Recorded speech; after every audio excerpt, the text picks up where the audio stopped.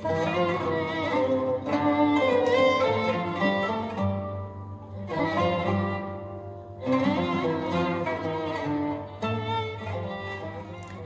courage.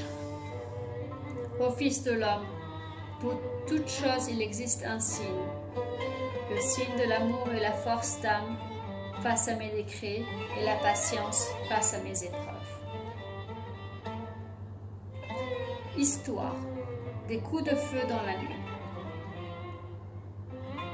À l'époque où Abdu'l-Baha vivait à Akka et Haïfa, la vie était pleine de dangers. Bien des gens commettaient des méfaits.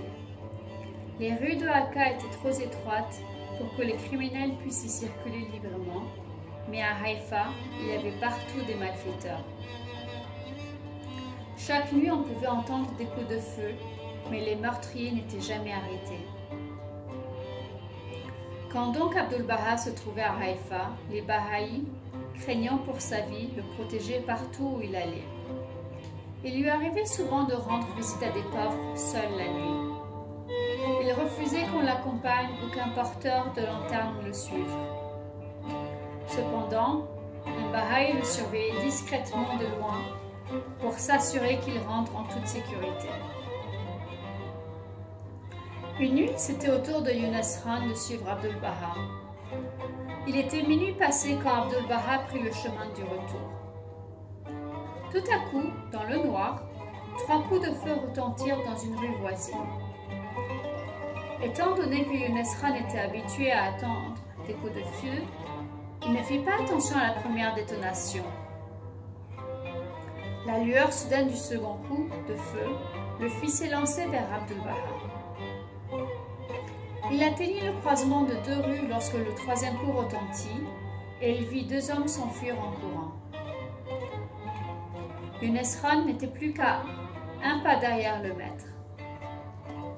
Abdu'l-Baha poursuivit sa route sans changer de rythme, sans se retourner. Sa démarche était assurée et pleine de dignité.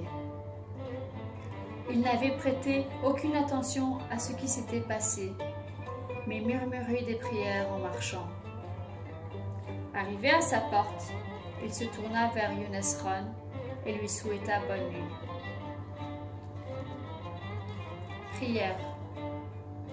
Mon Dieu, guide-moi, protège-moi, illumine la lampe de mon cœur et fais de moi une étoile brillante. Tu es le fort, le puissant.